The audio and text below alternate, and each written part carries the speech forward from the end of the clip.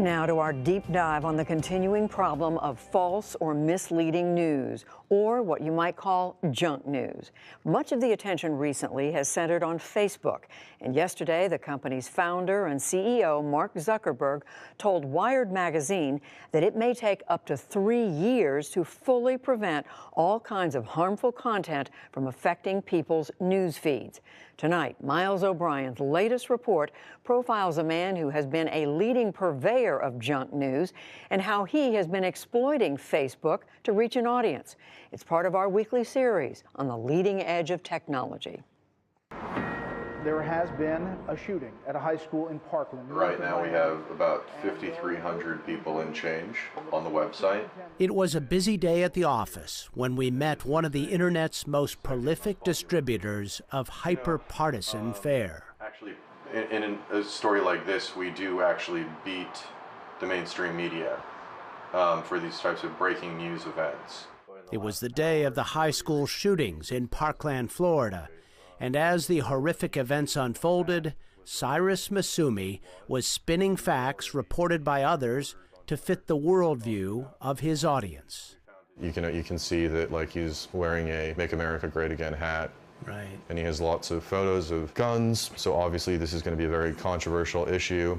His site is called Truth Examiner, and it caters to liberals with headlines like this designed to entice clicks on stories with little substance. His writers are among the 5 most successful at luring those clicks on Facebook. People want to read those lines to reaffirm their beliefs, right? Correct. And that is not rocket science, is it? It's not rocket science, but doing it faster and better than your competitors is an art. Lately, Truth Examiner has added something else to the formula, a steady stream of conspiracy theories, ironically accusing the Trump administration of peddling fake news. Masumi has thrived in this murky world for 8 years, hedging his bets, serving up grist for liberals and conservatives through various Facebook pages. They want like 250-word, like little hit 'em and go. It's like basically like a coke addict. Every hour, he just needs to, like, get that little dopamine rush. Like a fan on the conservative side or the liberal side needs to take out their phone, look at it.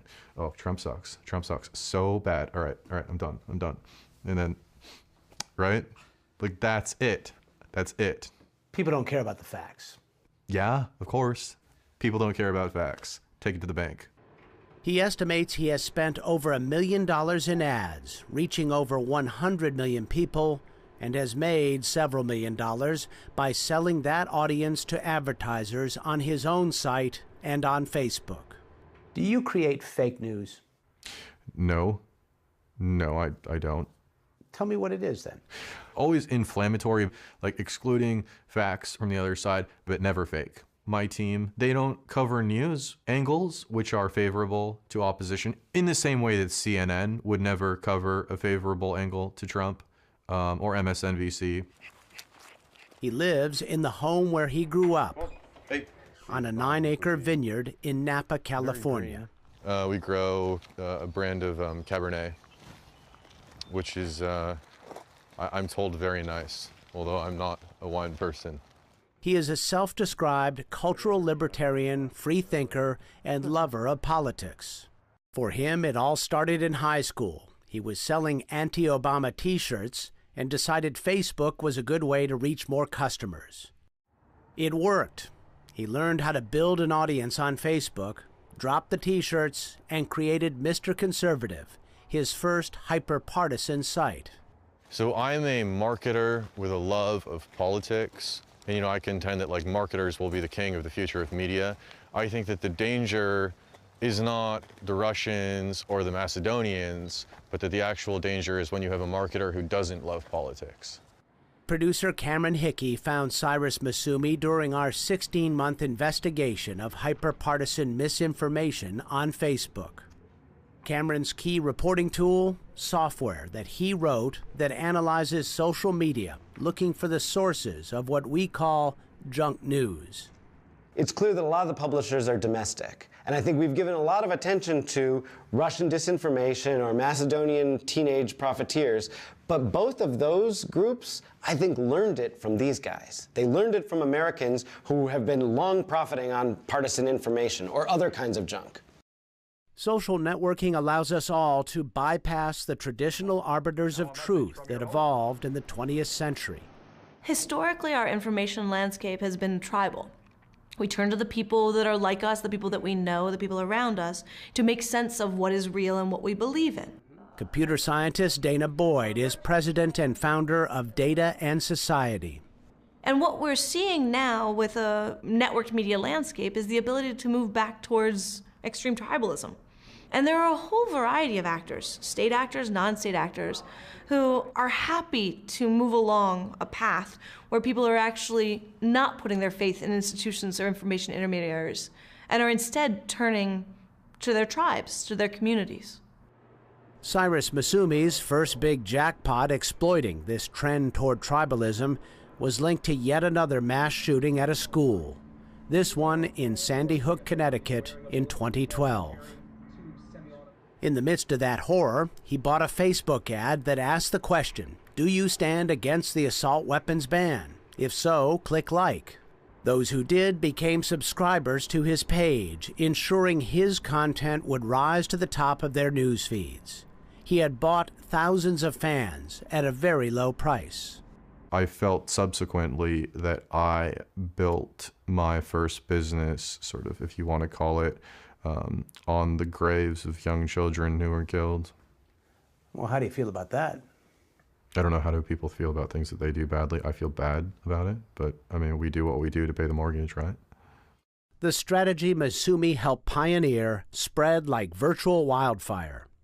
By 2016, marketers, political operatives, and state actors were all using the same playbook of hyped headlines, political propaganda, and outright falsehoods.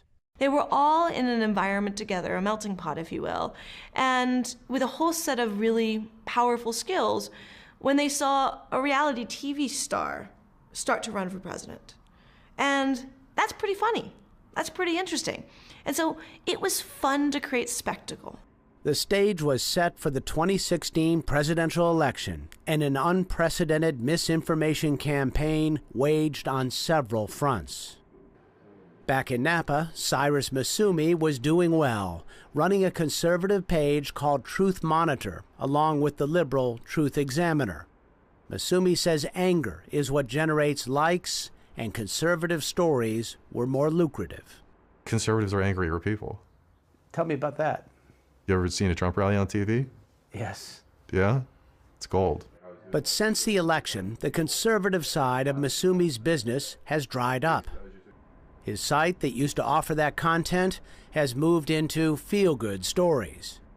He says competition among conservative, hyper-partisan sites created a junk news arms race, making the content too extreme to be ranked favorably by the Facebook newsfeed algorithm. On the conservative side, I think that we were at one point publishing low-quality clickbait. That's what the conservative side devolved into. Is it unpatriotic to do it? To publish low-quality clickbait? I think that people like what they like. And my goal at one point was to deliver to them what they like. And unfortunately, the reality of that is that people are prone to go for the lowest common denominator. But for Cyrus Masumi, the target really doesn't matter, so long as he hits the mark. Stirring up anger, no matter on which side, is very good for business.